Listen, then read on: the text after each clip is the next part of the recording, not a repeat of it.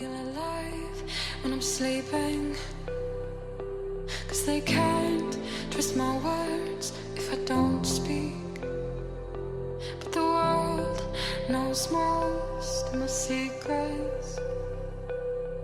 I feel alive when I'm asleep, and I hold myself in the middle of the night as I float through the frame of my body and my mind. Oh, everyone knows that I'm dying to feel fine, but the lens in my brain always tells me twisted lies.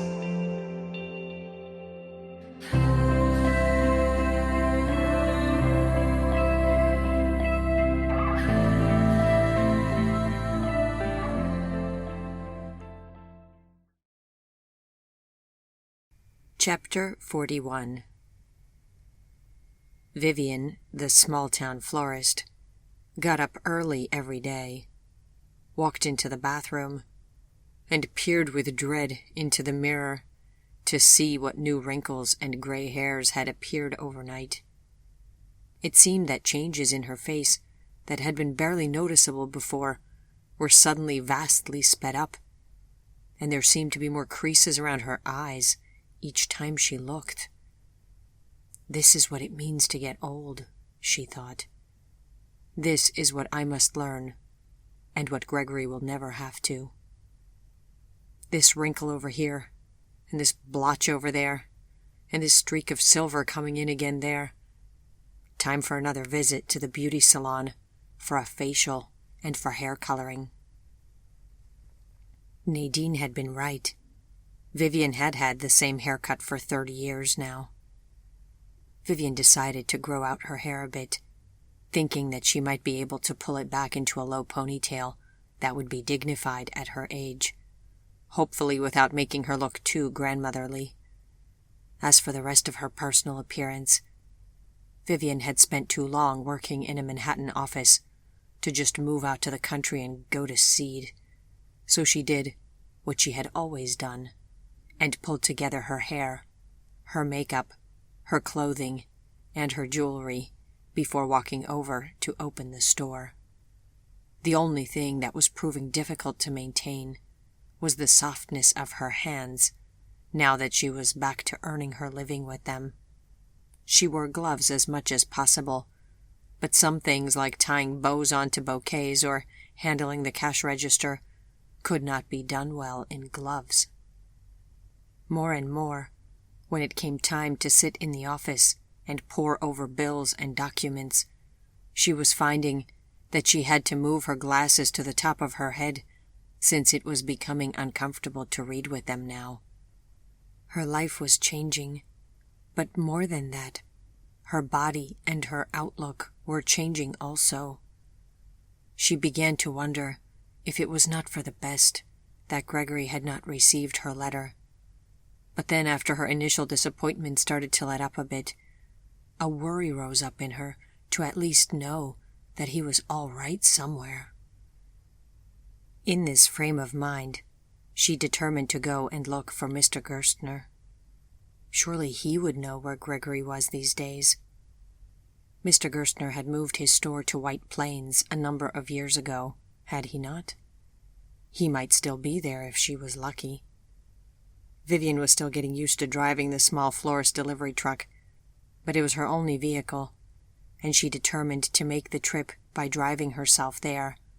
So she waited for the storms and snows to let up, and then in late January of 1966, she made the white-knuckled and slightly hair-raising drive out to White Plains. It was not hard to find Mr. Gerstner's business address in the phone book, but once she drove to the street indicated, she parked across the street from the store and stared at it for a long while without daring to go in. No number of years could go past that she would not readily be able to recall the horrific and dreadfully unfriendly conversation that she had had with Mr. Gerstner after Gregory left. She recalled sending him to the devil, and even though that had been years ago now, Suddenly it seemed like it would be extremely unpleasant to go in and speak to him again, or to let him see how much she had aged. Strong in some ways, but always eager to avoid discomfort when it could be avoided, she told herself that the key was having the address, and that it would be wiser to go home and write him a letter instead. So that is what she did. She thought that a reply back would be consoling to her, but when Mr. Gerstner's note at last reached her, it only made her more concerned. After the expected polite remarks on it being so good to hear from her again, and the obligatory congratulations on Sophie's marriage, Mr. Gerstner explained that Gregory's house had been swept away by Hurricane Betsy, and that Gregory had walked out and vanished. "I'm extremely worried about him," Mr. Gerstner wrote.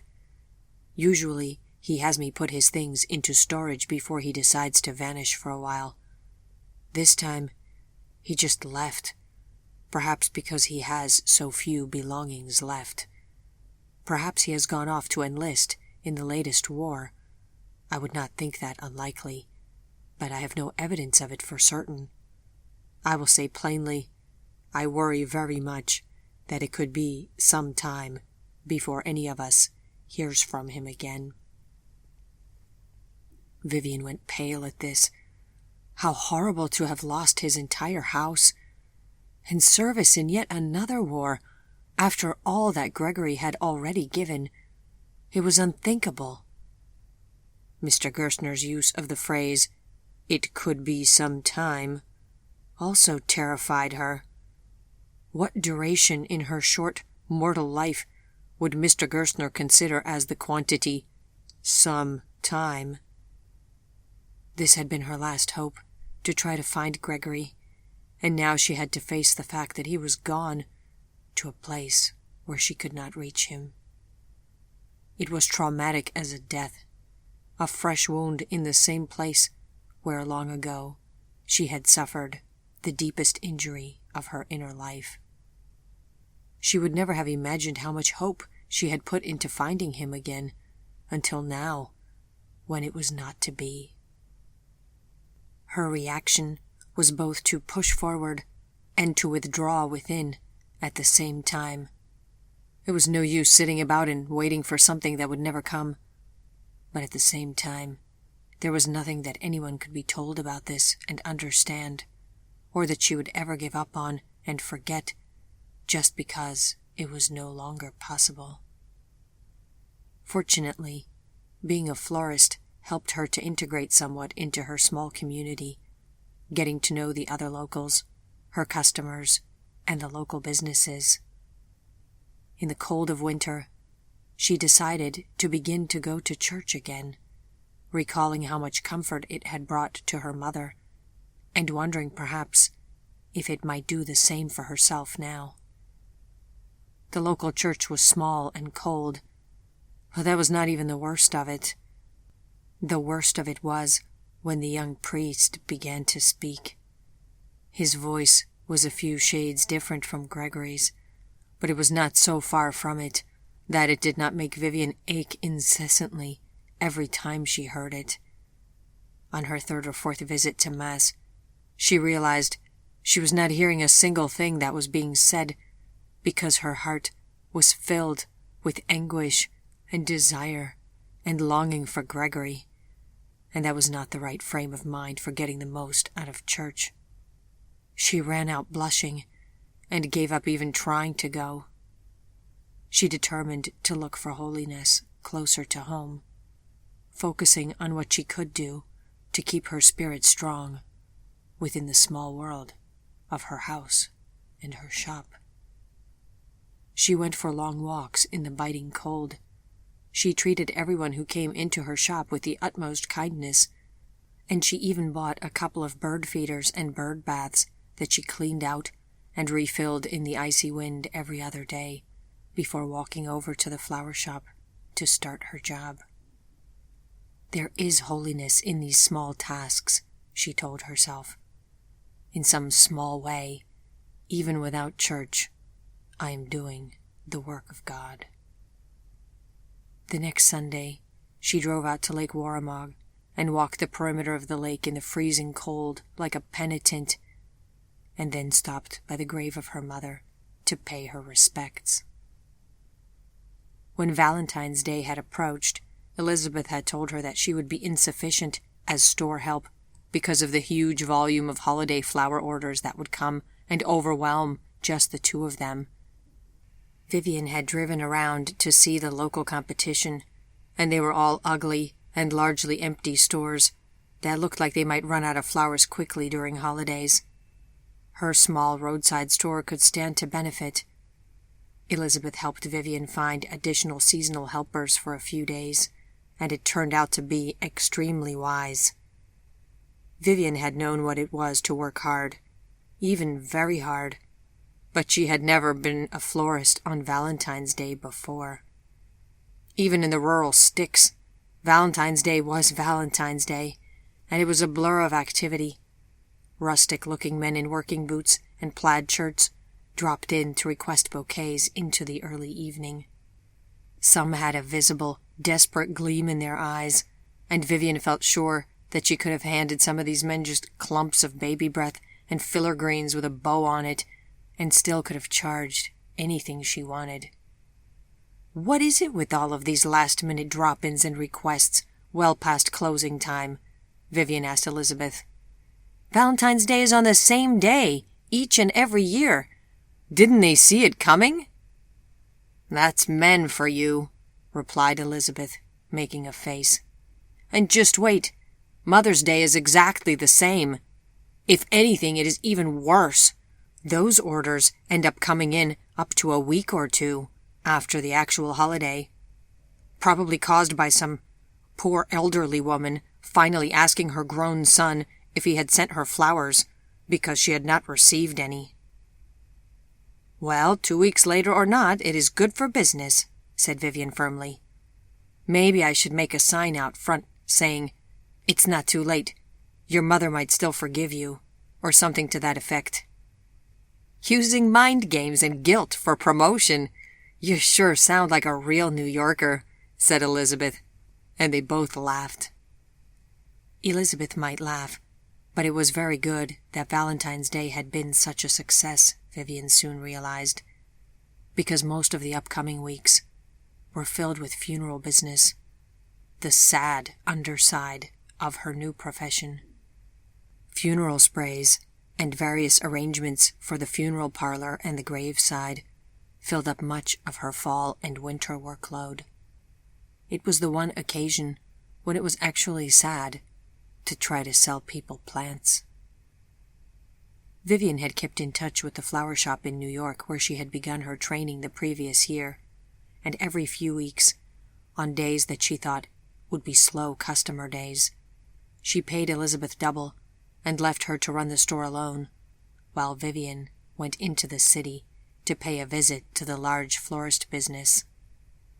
The owner knew Vivian's small country shop was much too remote and irrelevant to pose any sort of competitive threat, and the owner woman seemed eager to help another woman get started in the business, so she helped Vivian learn more about the floral wholesalers and refrigerated truckers that provided the shops with their blooms. Behind the soft, flowery facade that met the customer upon entering a florist's shop lay a fairly cutthroat industry with tight margins and extremely risky perishable goods. Vivian learned which flowers were likely to pay off and which ones would more probably end up in the waste bin because no customer would want them. She learned about what was fashionable in bouquets, realizing that she would have to balance that against what her own local customers were willing and able to pay for. And most important of all, she learned how to tell a scamming wholesaler from a reputable business partner. Anything that she learned, she came back and shared with Elizabeth, and very quickly they found ways to improve their inventory and begin to get more of a return on each dollar. In exchange for a free carnation to each responder, she began asking her customers how far they had driven to come to her store, and from this she pieced together her store's approximate service territory, which stretched farther than she would have guessed. Elizabeth told Vivian about all of the regular customers and big spenders who had been buying houseplants and bouquets for years, in particular those affluent Easter and summer vacationers who came up from New York City to holiday in their houses on Bantam Lake and the other nearby lakes, and who placed large floral orders when they reopened their vacation homes for their stay. Vivian listened alertly. With every new insight, new opportunity could be unlocked, and this was very exciting. Vivian enjoyed working with flowers and making bouquets, but she discovered that she enjoyed seeing the success of her own business more than almost anything else. It came at a perfect time in her life and filled some of the void that was overtaking her in other areas. Here was at least one thing that was going right, and she was extremely grateful for it. She decided that she would regularly donate money and flowers to the church and to the local old folks' home to help put her gratitude into action, and she told herself that it was as good as kneeling in the pew. She treated herself to some enjoyment as well. Sometimes, when she went into New York, she made it into an overnight trip, and soon combined it with a visit to the theater for a ballet or a concert, and sometimes the performances made her happier, and at other times even more sad, because she always went by herself. It had taken her a long time to even want to go near a theater again, but suddenly it soothed rather than itched. These were our good memories, she thought. These were some of our best ones.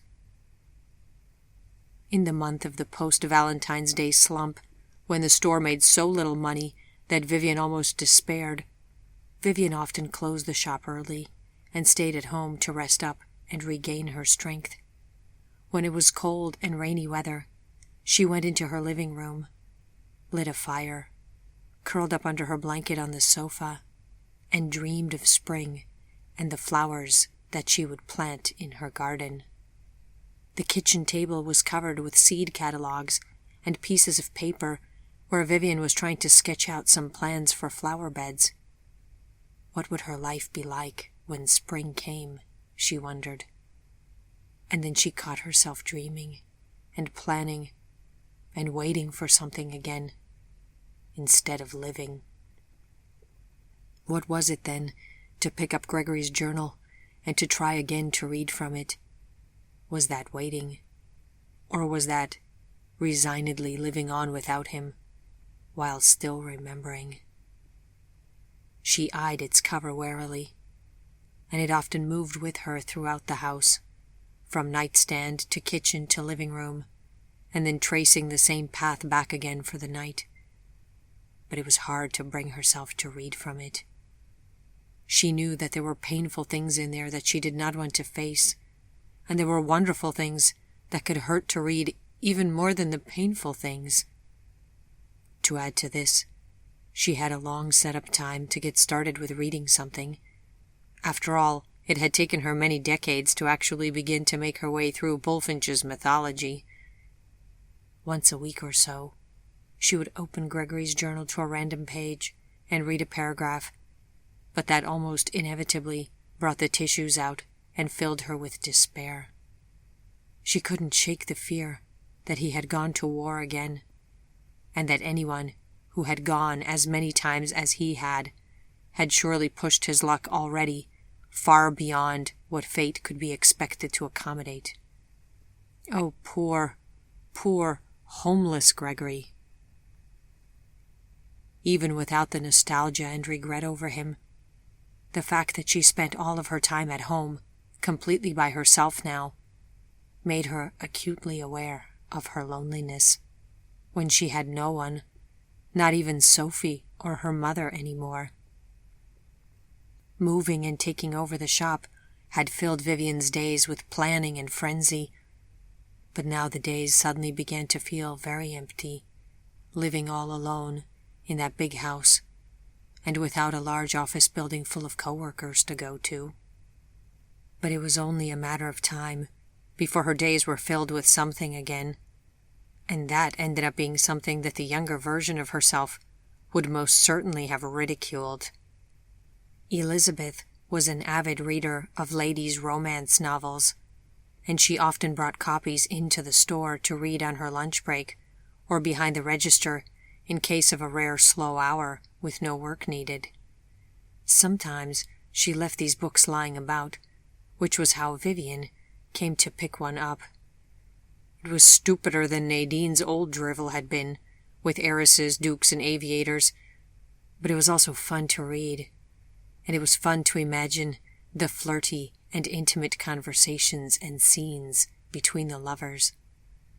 Very soon, Elizabeth was bringing old copies of romances in for Vivian to read, and Vivian's time at home became filled with them. She called Nadine to say hello, and after they caught up with each other's latest news, Vivian casually asked Nadine if she still read romances, because her store assistant did. Nadine laughed and told her that she had outgrown such silliness a long time ago, to which Vivian was then too embarrassed to admit that she had belatedly caught on to their tawdry charm. When did we switch places, I wonder, thought Vivian. The difference is that Nadine used to believe in such illogical tales of love, whereas I know now, if I didn't know it already before, that happy love is a fool's illusion. Speaking to Nadine about it made Vivian feel guilty about her reading, so after a few months, she decided that what she really wanted was to buy herself a television, which she had never allowed herself to buy before, on account of it being a completely unnecessary financial splurge. But the store was doing well, so why not? She deserved a treat. She told herself that she would use it to watch the news and educational programming, and not spend too much. But then she ended up being convinced by the sales clerk that it was folly to buy anything other than a color set, and so she spent close to $500 on a 21-inch Zenith color TV. There was no way that she could carry even the box of the TV into her house, much less get it set up, so Vivian had to call in a handyman for the task. And in the first of many tasks that he would do for her over the years, he set it up in the corner of her living room. After that, it was turned on most of the day, chirping away happily and filling the lonely house with the sound of conversation. She watched the news, and she watched some educational programming here and there, but what she really came to love were the soap operas, like Guiding Light, As the World Turns, and Search for Tomorrow. With a business to run, she could not watch as many of the episodes as she would have liked, but soon, each day when she went home for lunch, she would eat it in front of the TV. Whereas the romance novels seemed like something to be embarrassed about, watching shows on her new investment-grade TV felt very modern and fun, and everyone watched TV nowadays, not just the broken-hearted and hopelessly lonely. She stood around her kitchen, next to her old plant stand, and watered and pruned Chip's old lemon tree, waiting impatiently for spring. On frosty afternoons, she restlessly walked the perimeter of her rather large, now unfenced backyard, and imagined where she would put in her new garden. The warm, sunny days could not come soon enough. One day, as she was outside on a Sunday afternoon in her garden and marking off where she wanted to dig in the flower beds along the perimeter of the yard, she saw a small, dark gray creature crawling through beneath her fence. Her first thought was that it was a garden mole or some other sort of gardener's enemy, but it turned out to be a small, malnourished kitten. She brought it a bowl of milk and then some cold chicken, and it gobbled up the meal with the relish of an animal 10 times its size. "You must be terribly starved," Vivian thought as she watched it. wondering if it would let itself be stroked. She needn't have wondered, because after its gargantuan meal, it fell asleep on the grass in the sun, without even bothering to run away. She put out a box for it to sleep in, and filled it with dry plant leaves from the greenhouse, and soon it was a returning customer at breakfast time. After about a week, she stood at her kitchen sink, washing dishes one evening, with a ghostly Gregory standing at her elbow, as always, as she had read about again in his journal, and she was thinking if she should give the kitten a name, when she heard a tiny meow, turned around, and discovered that it had somehow let itself in. "Come here," she said, turning off the faucet and pulling off her rubber dish gloves. "What shall I do with you?" The gray kitten walked over and let itself be pet. "Well, I have to name you now, I suppose," Vivian said. "How about... what would be something that Gregory would also have liked? How about... maybe whiskey?" The kitten purred its agreement. "Then it's decided," Vivian said. "You seem like you wouldn't be that much bother to have around," she added. But a few weeks later, she was calling the handyman to come by once again to install a small swinging cat door in the door to the backyard, not minding all that much since it was for her new friend. She even forgave him that he frightened away most of the birds from her bird feeders. He was affectionate, soft, and fuzzy, and moreover, now she had someone to watch TV with, which was lovely. He occasionally brought her dead things that he had hunted, leaving them by his swinging door, and then coming to rub himself affectionately against her shins. And she had the vague thought that there was something Gregory-like in this, the cat's hunting, and then bringing into her these dead trophies. She looked down at Whiskey's satiny gray fur and pointy ears, and couldn't bring herself to believe that something so soft and so beautiful, and that was so affectionate, could be so murderous at the same time. Best not to go any further into these thoughts, she realized with a sigh. Spring arrived at last in earnest, and alternating rain and warm sunshine drenched the countryside. Vivian found herself on her knees in her garden after a heavy spring rainfall, digging in the soft, squishy earth and watching the earthworms wriggle away, feeling the soil so weak, soft, and vulnerable beneath her fingers, and wondering how many things there were that she still did not know about the secrets of gardens and plants. The scent of the damp earth filled her lungs. Was her heart ever going to be like this soil again, she wondered, soft and ready to reopen to love? In spring, it suddenly seemed like anything could be possible again. The trees began to bloom, standing at the edges of the roads like gorgeous bouquets and waving their fragrant limbs in the breeze.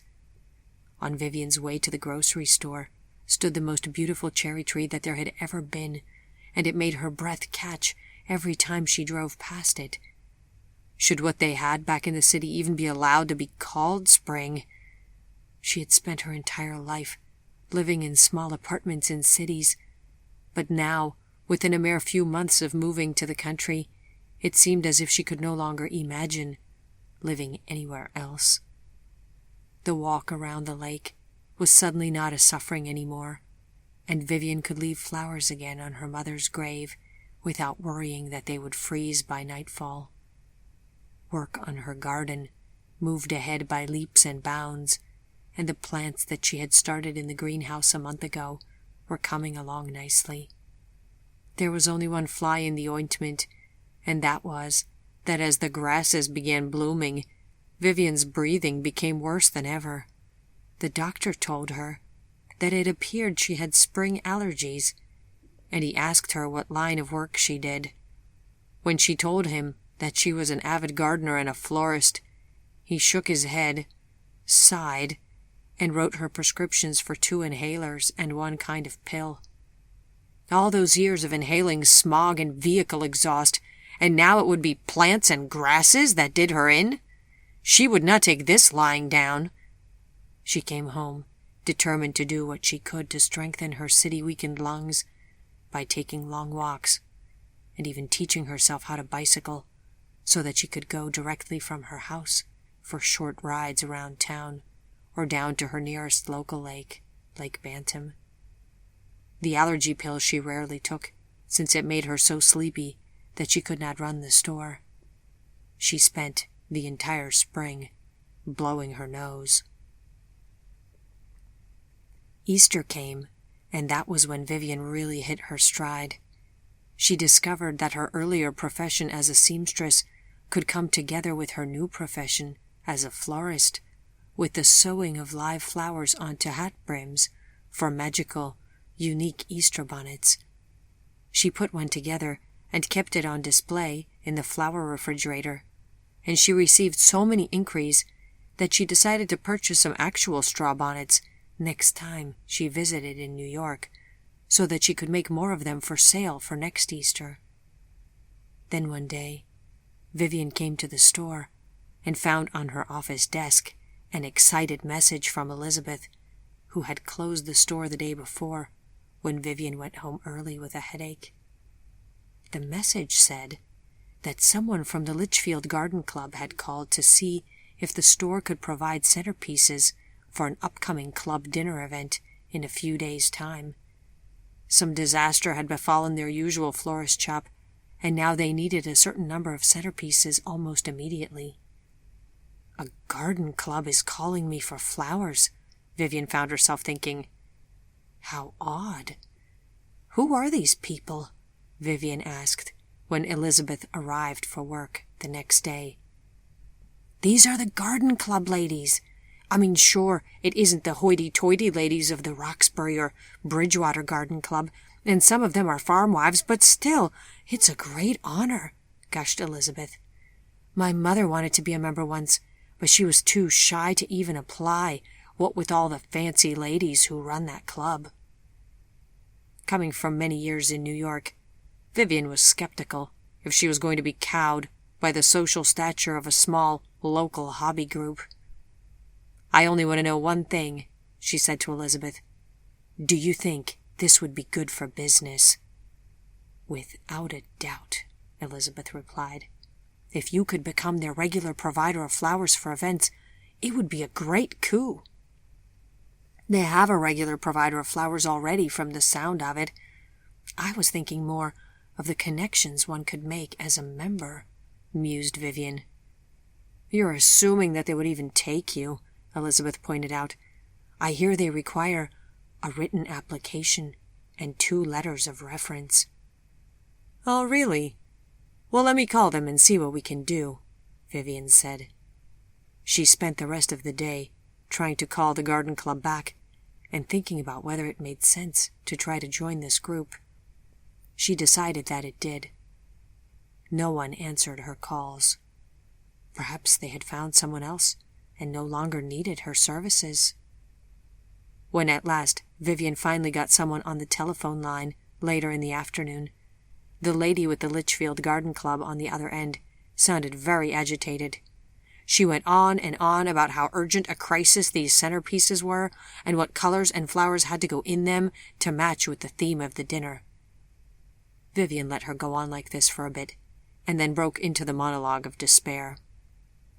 Ma'am, I am glad that fate has brought us in touch with each other. It just so happens that I am new to the area and have been thinking about joining your organization. When do you accept new members? Well, new members, you see, applications must be provided in writing and include the references and are taken once a year and must be in by the 1st of January, or else wait a year, and now it is already April, and the committee for new applications has already been adjourned, and all of the new applicants invited for a year of training. The woman rattled on, clearly uncomfortable. Training? I work in the plant trade. thought Vivian irritatedly. What additional training would I so urgently need? Look, Vivian said, I have moved here from New York City, where I received my training in floristry. I can get you the centerpieces you need, and promise they will be there in 2 days' time as you require. I'm rushing an order, for which I also usually require significant advance notice. Now, if you can be flexible as well, I would submit my written application to you as soon as you can mail it to me here at the store. I will see what I can do, but, I work on the annual dinner committee this year and not the committee for the review of applications, weaseled the woman. Also, the references. I can do all of that, but I would need more time, said Vivian. Look, if you could let your club president know that I could provide the centerpieces, and am willing to charge your organization only half the price, would that be helpful to my interest in membership? There was silence on the other end of the line. I've gone too far, thought Vivian. These so-called fancy country ladies will think it too crass for me to talk of money and make such a blatant offer to buy my way into their club. Instead, the woman said, How much exactly would that discount come out to? And when Vivian got out the calculator, verified the sum, which was significant, and told her, the woman took a deep breath and said she would speak with the club president right away. I've overestimated the fanciness of so-called fancy people, thought Vivian with a smile. It turns out that they are just as readily swayed by a lucrative discount as is anyone else. The next morning, Vivian received a call from the club president, expressing her interest in having Vivian come by the club headquarters immediately for an interview. Vivian, always coiffed if not necessarily dressed for a day of insurance work in Manhattan, went to the store and told Elizabeth to man the register for the day. Then she made a small gift bouquet for the president, stopped at home, and put on her necklace from Gregory for good luck, albeit without its authentic diamonds now, climbed into her small delivery truck, and drove out to downtown Litchfield. The club building was old and not too far off the town green, with a small parking lot behind it. The president's office was upstairs, but when Vivian knocked, she was asked to wait a moment. She went back out into the stairwell, where she had passed a series of commemorative plaques covered with small metal nameplates of the various ladies who had served as past presidents. The most recent nameplate showed the name of the woman that Vivian was to speak to, a Mrs. Charles L. Greevy. A column of still empty nameplates awaited the engraved names of future club presidents. Vivian ran her finger down along the empty plates and tried to imagine her name on one of them. Miss Vivian Westcott, President. It seemed funny to her. If these ladies knew the poor New Orleans seamstress that Vivian had once been, they would for sure not let her join, no matter how many letters of reference she could come up with. The interview with the club president went remarkably well. Mrs. Charles L. Greevy turned out to be a Southern lady from Georgia named Sarah Linda, who had married a prominent Connecticut businessman and who owned a home in the area where the Greevys lived from spring into early fall. When she heard that Vivian was from Louisiana, the two of them reminisced a bit about the South, a conversation that Vivian safely steered to memories of the city and climate and landscape and lifestyle and old family roots rather than other specifics. "Oh, you will love the club. I find that it is full of ladies with Southern sensibilities," confided Mrs. Greevy, making Vivian wonder what exactly those must be. Vivian explained, as she had for years, that her husband was deceased, having died in the Second World War. It did not seem to be a problem. For this Southerner stranded in the North, having a Southern pedigree was evidence enough of Vivian's suitability for club membership, and she handed Vivian a form on the spot asked her to fill it out, and then gave her the 2 reference forms, and told her to just provide them as she was able to do so, but it was no rush. The only thing that was a rush was the centerpieces themselves, now needed tomorrow. Vivian thanked her, completed her membership application, giving her new home address and naming the parish that she no longer regularly attended as her local place of worship, but adding a footnote that she regularly donated flowers there for the beautification of the church. And then she swallowed back her fear, got into her small delivery truck, and drove white-knuckled to New York. She somehow made it through the tunnel and through the streets to the florist shop where she had trained. The manager was eager to help Vivian, and the flowers that Vivian needed and wasn't able to get there, she stopped and got at other shops in the city until she had everything. She called Elizabeth at the store and confirmed if she could still work late that night, and as soon as Vivian returned back to Pepperton, she stopped at her house to make a couple of sandwiches and a large thermos of coffee, and then the 2 of them feverishly assembled centerpieces into the early morning hours. And that was how Vivian became a member of the Litchfield Garden Club. When she dropped off the centerpieces in New Preston at the white-pillared Lake Warramog Country Club, she knew that next year she would be staying for the event as a club member, and it made her smile. This could turn into an adventure yet.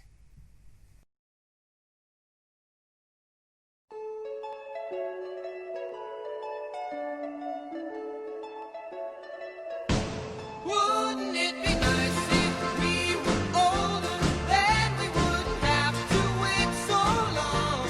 And wouldn't it be nice to live together in the kind of world where we belong? No one's gonna make it that much better when we can say goodnight and stay together. Wouldn't it be nice if we could wake up in the morning when Sophie and Edwin came out to visit again, to see the progress in Vivian's garden, and to help her with the work of tilling and removing the larger rocks. Vivian told them about her success with the store and her admission into the garden club, and Sophie clapped her hands and told her it was something to be proud of. Then Vivian looked at the 2 of them as they all sat at her dinner table in the evening, and she wondered if they were happy. They seemed that they must be. Edwin may have been a dull conversationalist, but he was handsome and successful, and he never seemed unkind.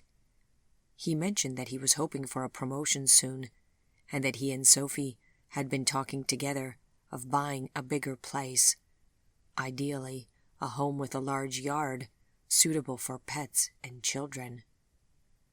Despite this, there was still no actual sign of a grandchild. Let my prayer for her come true, thought Vivian, just as Gregory's prayer for me gave me Sophie. To imagine how sad her life would have been if she had never had children made Vivian more grateful than ever for Sophie, and she deeply wanted the same happiness for her daughter now. She thought of it again on Mother's Day, which was a huge 2 weeks' worth of business at the store. She may have had largely rural customers, but they were old-fashioned and serious about the key annual floral occasions. Orders for bouquets for the returning warm-season vacationers were also coming in. Vivian had ordered a large amount of flowers this time, and they all went, either in bouquets or in corsages and pinnable flowers. Elizabeth was right. The last of the orders came about 15 days after the holiday itself, as disorganized and guilt-ridden men came by to request flowers for their probably now irate mothers. Vivian served all of her customers with a polite smile, and she and Elizabeth tried not to break into laughter until the desperate gentleman had left again. Nadine and Frank came to visit in mid-May, making their first trek up north in all of these many decades, and Vivian was thrilled to be able to host them in her new home. She had cleaned every corner and filled the place with flowers from the store. Not the best ones, she was too practical for that, but the soon-to-be wilted ones that were not very likely to sell anymore. In a conflict between aesthetics and business, Vivian's business sense always won out. Now she stood in the shade on her front porch in the warm and sunny afternoon to welcome Nadine and Frank as they pulled their old car into the gravel driveway and got out, all stiff and sore after multiple days of driving. Frank had stubbornly insisted on taking the car. "The place is huge," Nadine exclaimed, after they had hugged and cried and greeted each other enthusiastically for a solid 5 minutes. "You have arrived, Vivi! This is the high life at last!" "Yes, as I often tell myself when I'm having stacks of manure and fertilizer bags unloaded behind the greenhouse," laughed Vivian. She showed them inside and then walked them through all of the rooms of her house. "It is a lot of house for one person, but as you know, I really bought it for the flower shop and greenhouse next door." They walked through the line of apple trees and arrived at the store, where Vivian let them in. The store was not open for business as it was a Sunday, so that allowed Vivian to comfortably show them everything there. Nadine went from one point to another, exclaiming joyfully and pointing out of the windows at the view. "Vivi, your mother would have been so proud. Did you ever think that you would be running your own business like this, and doing so well? It is a marvelous, marvelous accomplishment. And I also noticed back in your house and meant to mention that you have a beautiful television set. Is it color?" Vivian nodded proudly.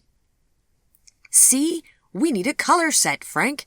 We're the last folks on Earth without one. What do you watch on it?" Nadine wanted to know. "Oh, you know, mostly the news and educational programming," mumbled Vivian.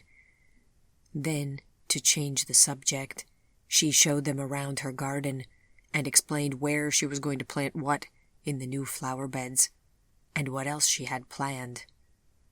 A follow-on visit and conversation with Mrs. Greevy, club president, regarding Vivian's prorated member dues for the second half of the year, had turned to a conversation on their own gardens, and Mrs. Greevy had suggested that Vivian consider remaking her own garden more along the lines of a true southern Louisiana French-style plantation estate garden, laid out symmetrically, with formal flower beds, and separated by classic curved brick walkways. Nadine thought the idea was wonderful. Frank then went out front and carried up their luggage, and after they had gotten everything up to the guest room, and Nadine and Frank had had a chance to freshen up, they all met to sit down in Vivian's living room for a rest. Vivian brought in a pitcher of iced tea, which both Nadine and Frank thirstily tossed down, and then Nadine asked to see Sophie's wedding pictures. Nadine turned the pages of the album that Sophie had given to Vivian as a gift for Christmas the year after the wedding, looking carefully at each picture. Nadine stopped at the first picture to include the groom, and she gave Vivian a raised eyebrows look. Vivian shrugged her shoulders, and Nadine resumed her perusal of the photographs. "Oh, look at this one, Frank. How lovely the bride looked," gushed Nadine. Frank dutifully leaned over to look. "Say, your son-in-law does look a bit like—" "We all know that, Frank," Nadine said, cutting him off. "Oh," said Frank, looking confused. "Well, why not?" said Nadine with zest. "It's a good look. And he's a lawyer from a good family, and as far as I have heard, he has been a good husband to Sophie. Vivi, you should be nothing but pleased."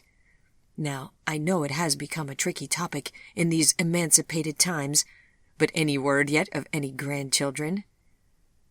"Nothing yet," Vivian replied truthfully. "From the little that we have spoken of it, I gather that Sophie has had some difficulties. Like us, I think she would be pleased to have even one child." "And Frankie, is he still serious about Mabel's daughter?"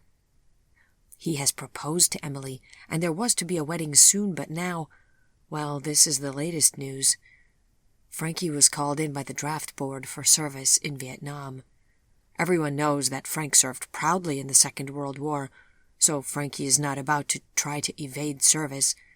We all hope that it will be just a short time now and the war will be over, so that he will not have to be away long." Nadine was trying to sound brave, but a tear had found its way into the corner of her eye, and she wiped at it. "I don't know who will be more broken-hearted now, Emily or me." "Oh, Nadine!" cried Vivian in surprise. "I didn't know. I will keep him in my prayers and ask the Lord to keep him safe," Vivian said, putting her arm about her friend's shoulders.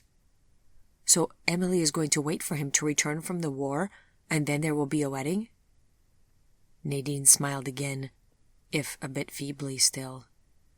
"Yes, that is the plan, and as a mother, it will be the happiest day of my entire life, so you will have to come down and visit us again for it.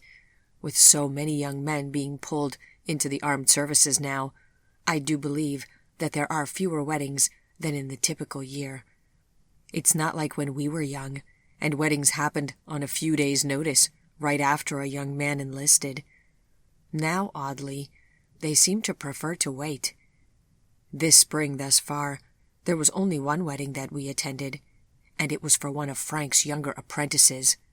After we left, the evening reception turned into a brawl that made it into the papers. There was quite a bit of drink, and I think some chairs were broken. Let us hope that Frankie's wedding is nothing like that." They all laughed at this, and then Vivian discussed her plans with them to show them all of the sights. They ended up seeing the main sights in southwestern Connecticut, visiting Manhattan for a few days, which made Frank visibly green around the gills, but which Nadine loved.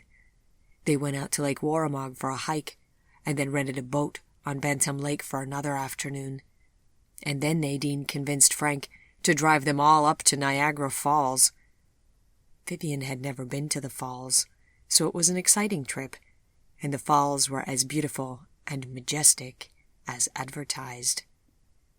Just before Nadine and Frank's return trip back down to New Orleans, Sophie and Edwin came up for lunch and afternoon.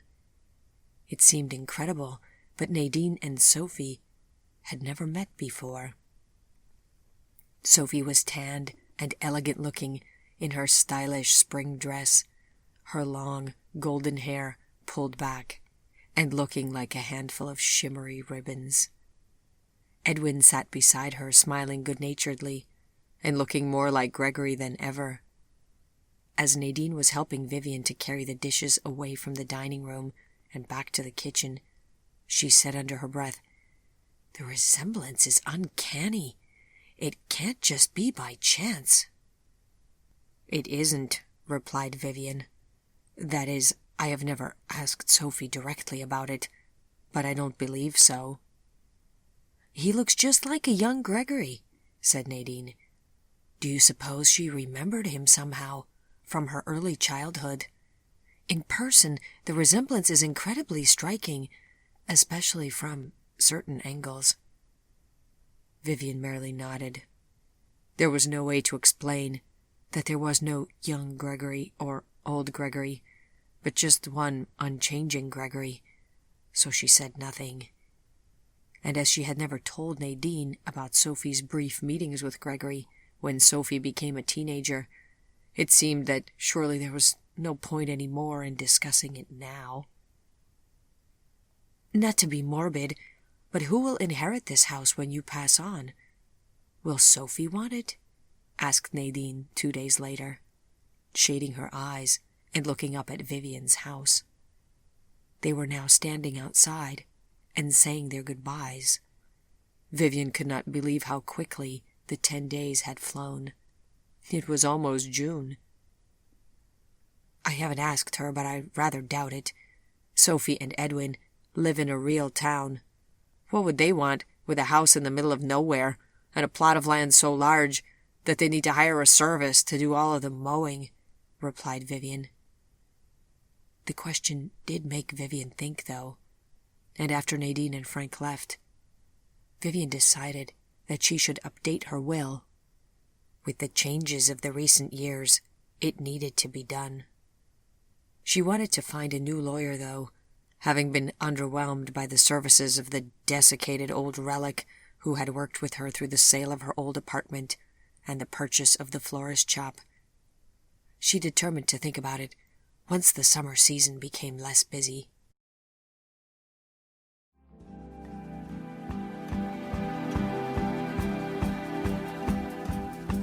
Vou te contar, os olhos já não podem ver coisas que só o coração pode entender. Fundamental é mesmo o amor, é impossível ser feliz sozinho.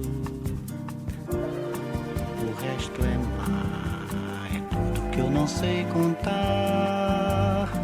São coisas lindas que eu tenho pra te dar. Fundamental é mesmo o amor, é impossível ser feliz sozinho. Da primeira vez.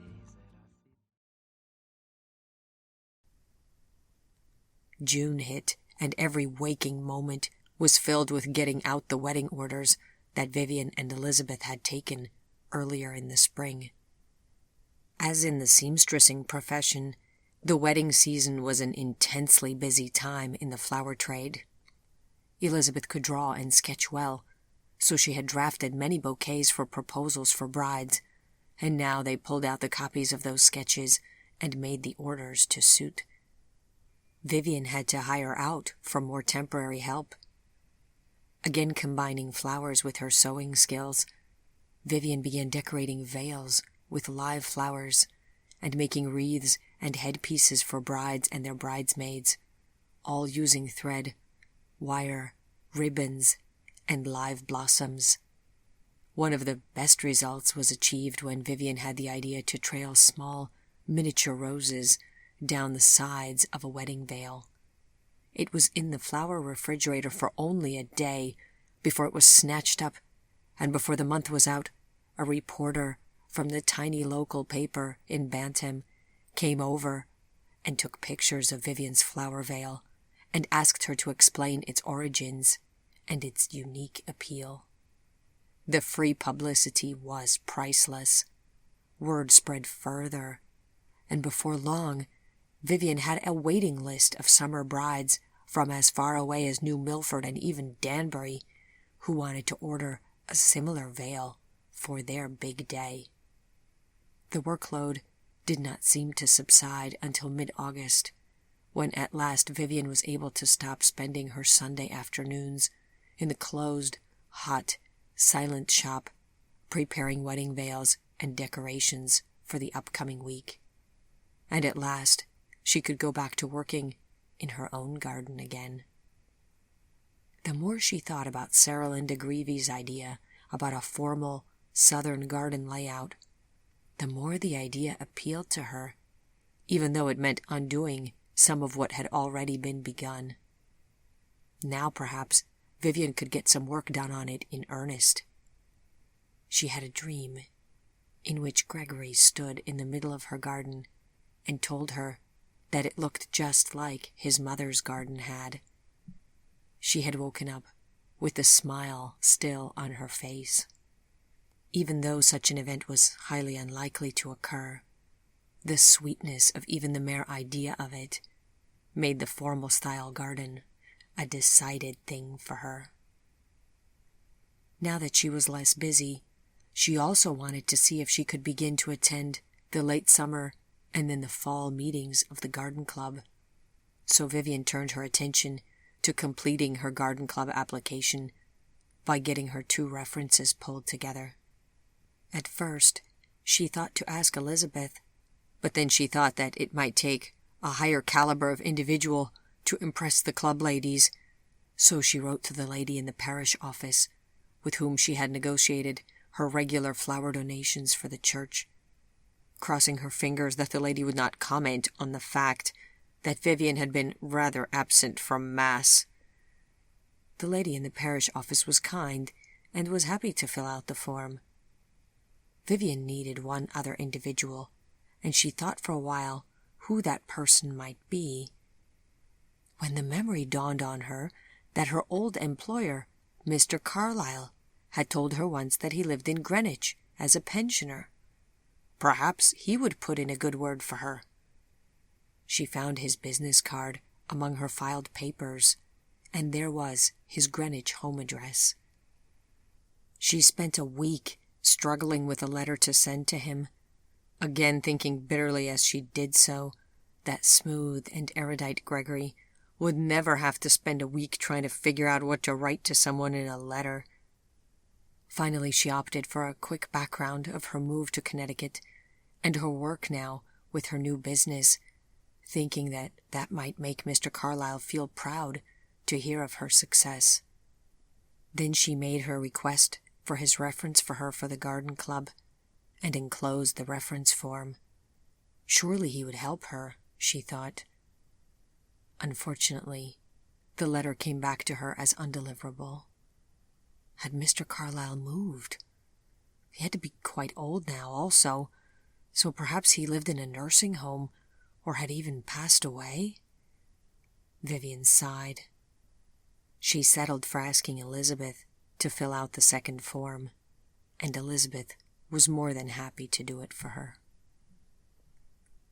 For some reason, Mr. Carlyle stayed on Vivian's mind, however, and she turned his address over and over in her hands, wondering if he was still alive somewhere.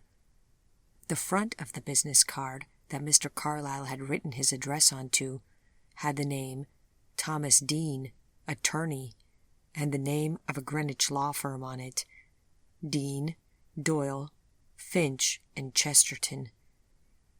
Vivian looked at it and vaguely wondered what the significance of this card was. And then she wondered if this was possibly the solution to her other need, to set her will in place now that she was older and had bought the house and store. Vivian wrote a letter to the attention of Mr. Dean, saying she was interested in coming to speak with someone about drafting up a new will and putting her legal affairs in order. She also inquired about Mr. Carlyle, mentioning that she had Mr. Dean's information courtesy of him. Very soon she had her reply back. The attorney regretted to inform her that Mr. Carlyle had in fact passed away a few years back, and Mr. Dean himself was retiring soon, but he recommended another partner in the firm, Mr. Doyle, to assist with whatever Vivian might need. Mr. Doyle was carbon copied on the letter, with Vivian being instructed to contact Mr. Doyle's secretary with when might be a good time for an introductory meeting. Vivian made an appointment, and then, on the day in question, she rode up to Torrington and then took the train down to Greenwich rather than make such a long drive. The law office looked exactly as a law office should, with a conservative brick exterior and an inside full of dark wood, dark carpeting, and lots of brass fixtures and lamps. The secretary was an aged woman with blue hair set into a decorative mushroom shape, and her earrings were the size of walnuts.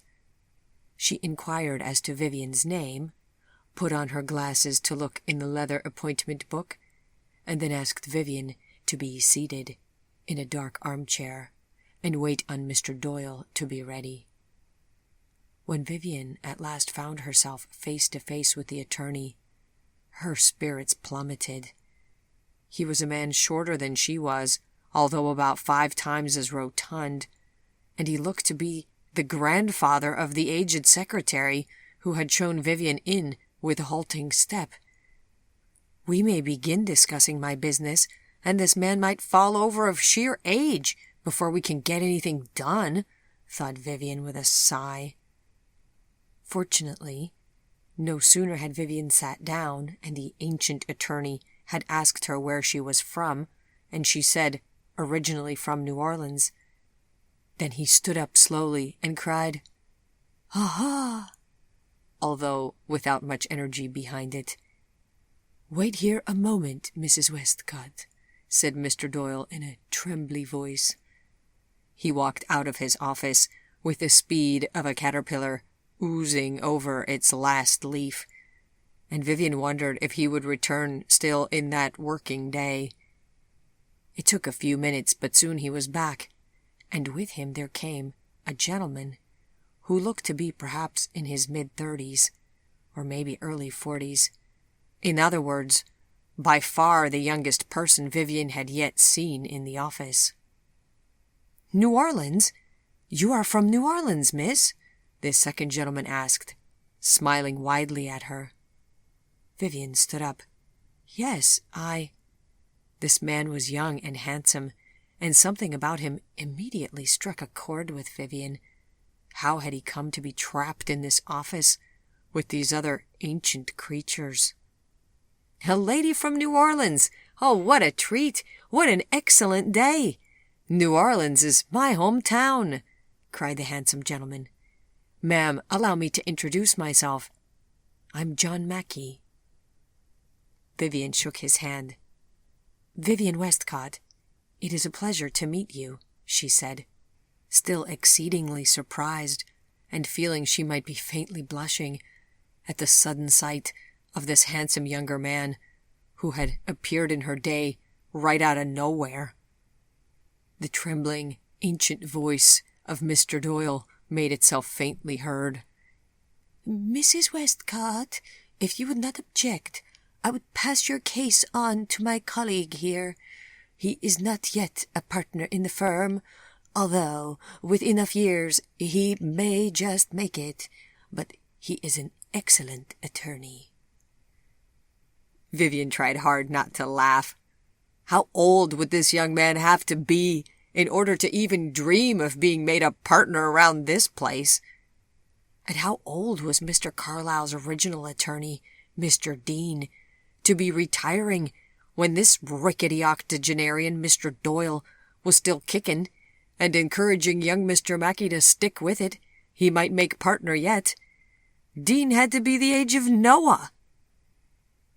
After Vivian assured everyone that she had no qualms at all about working instead with Mr. Mackey, she was led by Mr. Mackey to his office, where he sat down behind his large desk and smiled a handsome and easygoing smile at her. "How did you end up here?" blurted Vivian, even without realizing it. It was so rare to meet someone from New Orleans, and in a Greenwich law office nonetheless. It was against all odds. Mr. Mackey laughed. "I ask myself that sometimes," he said. "It has been many years since I left New Orleans, but I lived there as a boy. I did not come from a very privileged family background, so my childhood was spent playing in the streets. I should probably not confess this to you now, as an attorney to a prospective client, but there was even some light pickpocketing here and there and such. My regard for the law then was not what it has since become." This was turning out to be the most unusual conversation with a lawyer that Vivian had ever had. "Did you ever get caught?" she asked. "Initially, no. As a young boy, I had an imaginary friend, and whenever I got into trouble, or anyone tried to pin any of my crimes on me, I would blame this friend. No doubt I was a rare delight in those days," he said. Despite his admissions of juvenile crime, Vivian only felt herself warming further to him. Anyone with an imaginary friend as a child couldn't be all bad, even now as an adult, and with his poor background, he might not be too horrified to learn that she had no fancy New Orleans pedigree either. "How did you come to study the law, then?" she asked him. Well, there I was, running about the streets, evading school attendance and so forth, a regular street rascal, when I got into an accident, explained Mr. Mackey. A cold, tingly feeling ran down Vivian's spine. The similarity in their stories was uncanny. What kind of an accident? She asked, almost breathlessly. She had hardly noticed that she had leaned forward in her chair. Oh, it was almost nothing. Just a very small, silly accident. It was nothing to speak of, and I ran away from the scene of it without realizing that I had been injured. Something had happened, though, to my back, and it became apparent the next morning that I was not going to be able to go back to my usual existence of street boy. Some kind of damage had occurred to my spine, said Mr. Mackey. Oh, I'm sorry to hear that, Vivian said with sympathy. My family was too poor to get me to a good physician, or to get me surgery or a back brace or anything like that. So finally my desperate mother wrote to her uncle in Memphis, who was not exactly well-to-do, but at least he and his family lived in an actual house, and not in a boarding house in the city. Anyways, my relations in Memphis took me in, and that was the first that I actually saw of school. I enjoyed learning, and turned out to be good at it, and I had plenty of time to read, once my back got put in a brace for a long time, with the goal being to correct my spine as I grew. Well, and then I ended up getting my spine straightened by the most powerful spine straightener that I know of. Mr. Mackey smiled. What was that? Asked Vivian. Uncle Sam. I went to fight in Korea, and there was just no doing anything else but rising up to the challenge. I couldn't sit on the sidelines and read books. I no longer wore a back brace, and I think the heavy packs that we carried must have actually helped me to grow strong. Well, and then after the war I went to school on the GI Bill, and then to law school. I'm in Connecticut because of Mrs. Mackey, whose family is from here. But tell me your story, he insisted. What brings a southern lady such as yourself this far north? Vivian told him a quick summary of her past, including the part about losing her husband in the war. After all these years, it did seem like it could be true. It had taken on the patina of reality. She brought her summary up through the description of buying her house and business in Pepperton, and that her daughter had just married, and so Vivian was looking to update her will and her other legal documents so that everything might be in order in case of any unforeseen circumstances. Mr. Mackey, who had propped both elbows on the armrests of his chair and was now sitting with his chin resting on his steepled fingers, nodded and told her that it was exceedingly sensible of her. Then he reached for a leather folio and a pen, and began taking down some notes. The business. Would you want your family to keep that going, do you think, in the event of your passing? Vivian shook her head. Elegant Sophie would just as soon become a short-order cook in a diner as she would a manure-shoveling, small-town gardener and florist. And the house and garden, do you think anyone in your immediate family would want to live in it, should you pass on? Or do you think that, again, its likely fate would be to be sold and have the proceeds go to them? Asked Mr. Mackey. I should clarify that my daughter Sophie is my only immediate family, said Vivian. There is no one else. My husband's family is overseas and out of the picture, and my mother's family is all in the South and is also out of the picture. It is just my daughter. There's no one else? Asked Mr. Mackey. Well, there is perhaps one other person, began Vivian. Then suddenly, the vision of Gregory standing in her garden, just as she had seen it in her dream, sprang into her mind. She could not think of a good reason to say what she was about to say and so many years had passed in which she had not said anything to anyone on the subject. But suddenly, she felt an irrational desire to speak Gregory's secret to another person, to this unexpected, kind, and handsome young attorney. "Mr. Mackey," she asked, "can you keep a secret?" The attorney shut his leather folio and put down his pen.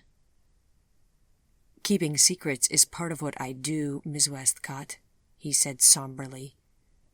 "We have forms for this kind of thing, if you would feel more comfortable signing all of the necessary documentation first."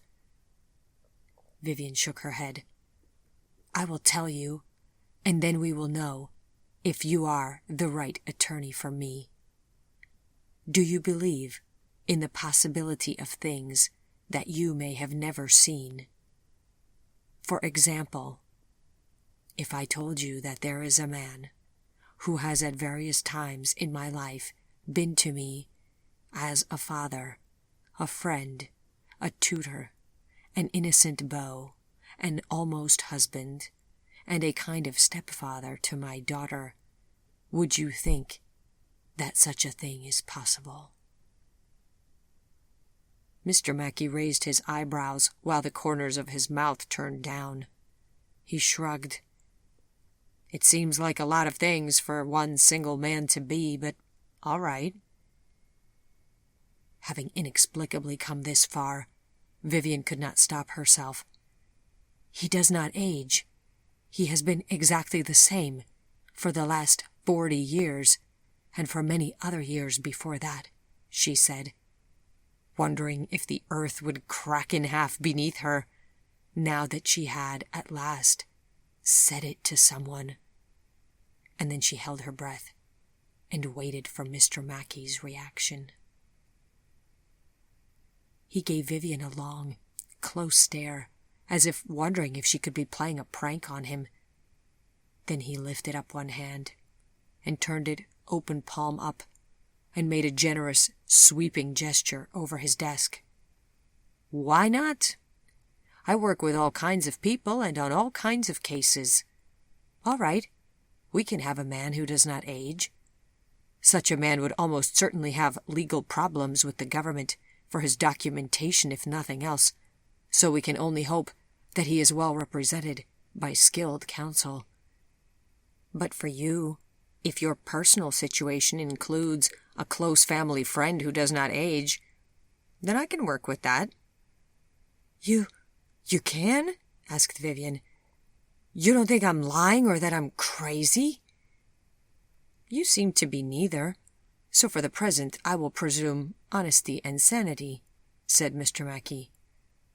"But to return to the initial question at hand, would anyone in your immediate family, or shall we say, your circle of intimate acquaintances, so that we might include this man, want to inherit your home and garden as a property to use and perhaps live in? I'm having a difficult time imagining what an unchanging man would want with a country house next to a florist shop. Is he in financially constrained circumstances that he would want such a gift from you?" Vivian shook her head. "No, he is, well, I suppose the word is affluent. But of everyone I know, he might actually want my house, out of sentimental reasons. Not the flower shop. I fear he has the business sense of a potted plant. But my house, and especially my garden, I would want it offered to him for sale, before it was offered for sale to anyone else. And I have certain items and papers that I would want to go to him in the event of my passing. You see, he has everything, but he is, in a real sense, someone without a home." Mr. Mackey looked thoughtful. "You speak of him as of someone you are no longer regularly in touch with," he pointed out astutely. "That is true," admitted Vivian. "It is also true that I do not, right now, know his exact whereabouts." "Ah, So you would want to undertake an investigation to find this unusual gentleman? Asked Mr. Mackey. No, I do not need that, because I think that he will turn up eventually. What I'm saying is that I would like to include him in my planning regarding my assets and estate in the event of my passing, Vivian explained. It will be done, said the young attorney decisively. And that was when Vivian was certain that she had found in Mr. John Mackey exactly the right person to help her with getting her affairs in order.